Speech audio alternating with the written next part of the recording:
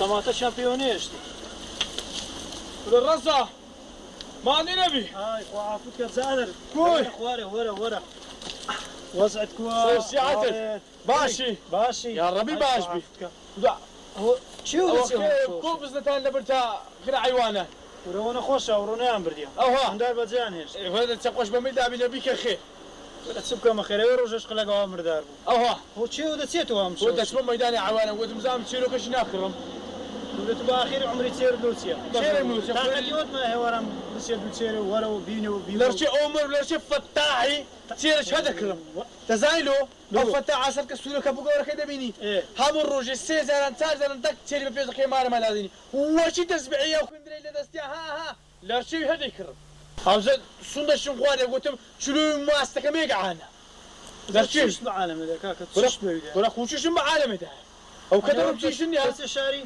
غري والله نا والله خوش دور دانش ده والله نا والله وقت يا نشلينيا بدو بصنا برجيب لك السربر وبيك خير حتى اللي ما درم تشنيا خوشي شنو لا شاري حافظ كيف خد عاد وانا ريو هنا هو حافظ ببخيت عاد حافظ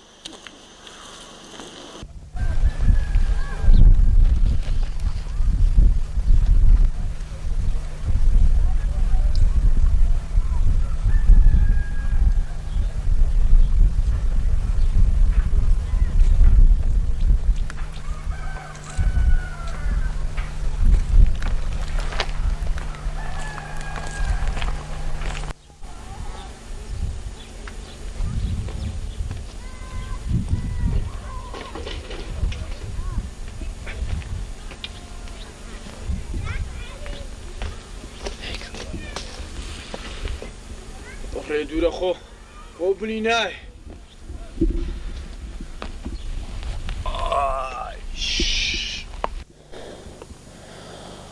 هو إلا ميدان السيرش يتسعكم بدل سكت باي واني من دباي هندا شيلتي دا باي دباي لرشي عمر فتاعي شلوي ماسك ما يقعان صغاري شلو فيكم صح مخمان وين اخي شي توت النبي الكذبي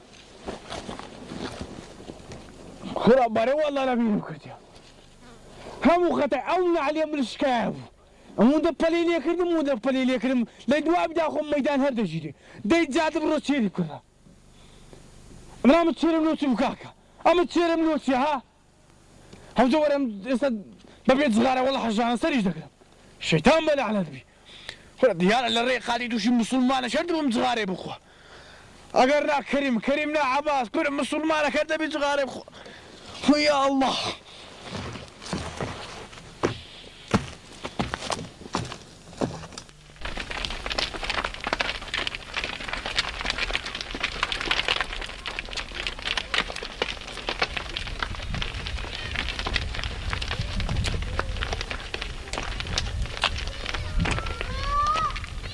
وای چرا کتابی لو چرا با خوان نازدارم چرا شو چه او چرا زردیم بدست بکد با سرعتون دخرد او زدم بیم میشم روزی وشی عمر شی وقت از بعیله بندست خوم هم روزی عفزارم پیش ما یادش ببین نفرش کاکا كيف قلت كون ده جانا خانك ده يا عمد وكده اي باي بام ده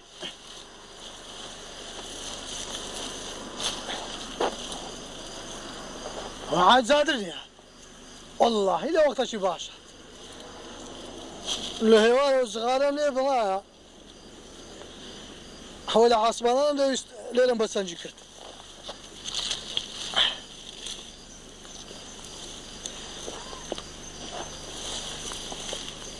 دولة عاد دولة السلام عليكم سلام أخي عايز قايم كوي يا أخو بخير صد ساوي نعم نقول وإذا جالس صغاركم دي بقربانكم صغار ولا مي؟ أي والله لا حول ولا قوة إلا بالله كل ما تساوم تكد لخنيا لخوشا واخذ بفرن إيه لما الهواء صغار ما قلت ما عاد زاد صغار كم بو أكو براسة بيدني والله يا اسمي صغار أنا لا ما لم هي لا كل شيء ما هي والله أنا أملك قال زهقنا معي لو قال ولا بينهم لا حول ولا قوة إلا بالله. أيوة يسب وقت الشد من صغارش. أتواصل بس ما بين شو هذا السد؟ لا تبصر كرديا. بتمام ميدان عيوان أنا. إيه. هاتي ما تسير إيش ذكرم أمان تسير. يعني أكو ده الشاري. ده اسم الشاري هذا شكرم. هذا زادر. لما هذا مولي هذا أمريش ديما الشاري. دي الشاري. هذه تيا. والله لو يخش سنيا. بيقولي دروين. ده تولي با. واسم فجدين مجدين لبر. خوهنا. خوه. ليه لبر. برخي أموالهم نجاو كره خافين. دو.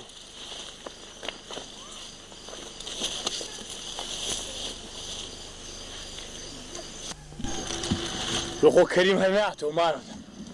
لا هسا عايز زادر هسا. هات يوك أخا هاتو. ده بابرون ده يتشاوك. بابرون بقول. لا تشيني شو بيك كده. تبرد داوش بردي. خزنا قبل بيك. عليك ولا دوانا فاوش جاري كاكا تبعث بينا ولا بعمل. إيه كل عوض إيه هذا مقدر ما دخلنا بي. وروني جادر قوفاري فيك كاكا هي. دخل فهم. ليش نقول بابرون؟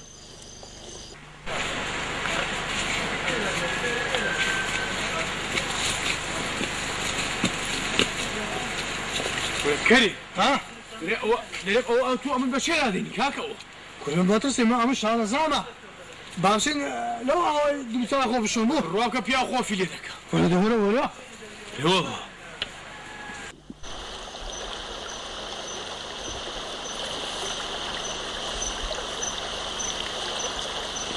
هاي زاد ده با.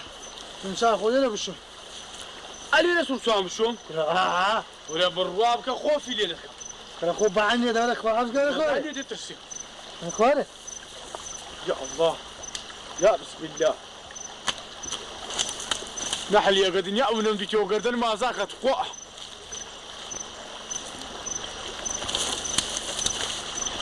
إنسان أخو لا. نريد سنة نستعمل لك.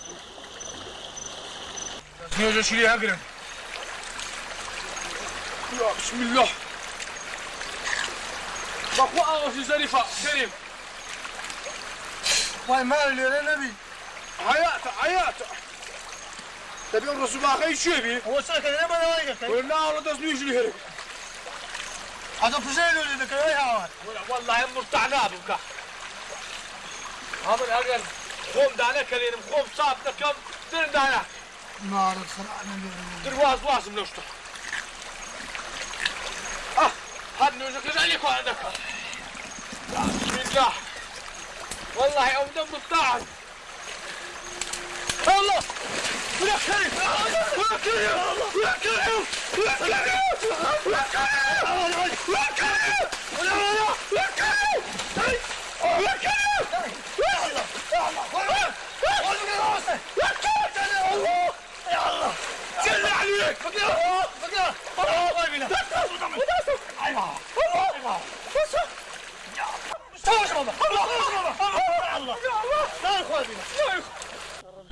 يا ربي خواه زوج كله سالم ولا خكام ولا عايز كلمة نوباي حياتي رشمي دبره خواه خير فلوسي كلها كان ابو امل لقد ابو اقنا لو اخاري صندال دقش دخل كاي أنا والله أويدرن قد في أوبتني سفرنك هذا شيء من نقول عاجي جادر لو شاري دقول قلبي شنا خوش هبرت بدرنقا درنقا هذا كريم خوم دست خوم بون نكديا شربي بسيلة شاربي يقنانو كباب لو كرم أما نانو كباب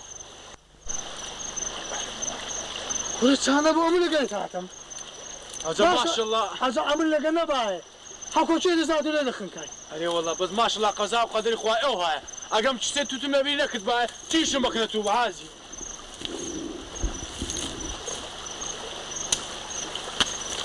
كل عازي زادر كانوا زمان هاد وعاي كان من دار يتيم نبي يتيم أري والله كريم خوانا ساعتو بمرابا بخن كاباي هذا الشيء هي مدارتو بخيوكا أري من دار وش من بخون من تسلم من داركم صندالك ويش هاي من دار والله أكبياو بخو سلامت من دار فرخي وزادب عريش بس عادي زاد أول سالم ما بيني ما أدو بشتغل لك منا كل أخوكم لك باي هر جاري كم بس بيدا قلت لقى عوام دتشي أري دا باشا كريم دا بيبرو كاكا وتوام نبو دبر دباب روين دبر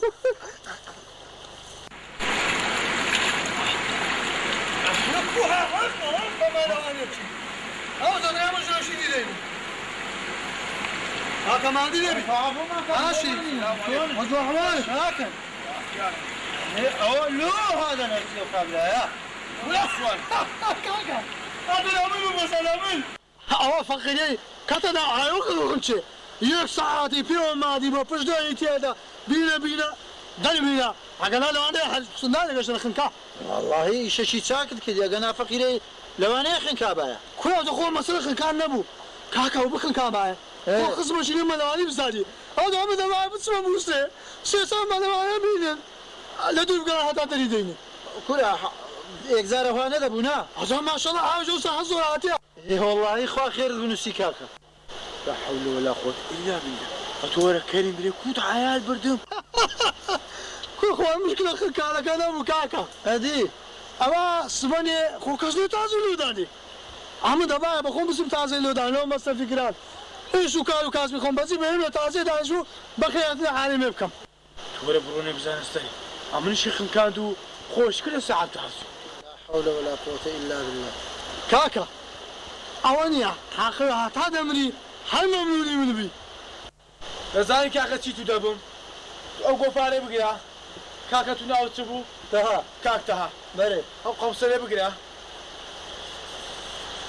شنكا او جمدانش بقيا وصلك وصلك وانا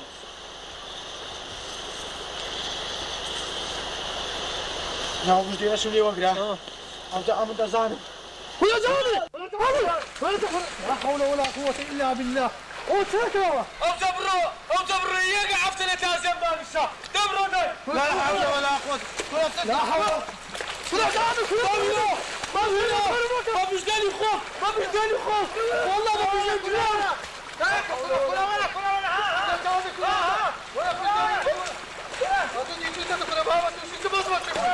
لا حول ولا قوة الله من حقك امس ولا هاوي ولا نرمي ولا تواصل والله عمري ما هناكل أعوذ زي ولا ما عليكم عمري ما بيشتغل لا حول ولا قوة إلا بالله ولا باب ما تلوت كتساوكم قيدك نيوغري والله بمن باشتري هلا بس بيالي عيال بردي ادي عيال بردني كاكا سيك دبر السوي يشتم كل يوم له عابدك هكا أمي هل تنها موزعك أنا زرع بيجا أنا قلت دار منا ومسيا أبا كريم هاي مار بميراد واخد مكابرة دي ساخوي فوتيني لبنواي خير دقة كده وكان جيت ساكو بياوتي لقال كده ولادي ساكا تشبيا وكمنا مردنا صغار كده خد عافدك ورا أزال مرني درس قال كده دبي لكن هالشيء قيشتي وابري وماسب كي وعافدك وقال لي أخوي يقول الآيات شلا فرمي يا أيها الذين آمنوا لا تبطلوا صدقاتكم بالمن والأذى أي من داران صدقة وخير وساكا كانت عم بتار مكانه وبا بمنتو آزارداني خرشي أدي آزارداني ني أو كابرا لو شيء خويا داونا هذا والله لا حول ولا قوة كل عاجز زاد القدر ما زاكا أمن مقصد هنا هاقوتم موزع فينا وتب جرمه ولا بسي ولا شو برو بعد تماري ما تصير زكا شيء قبل كان زكا نزكا لا برو بيردا فيراو خان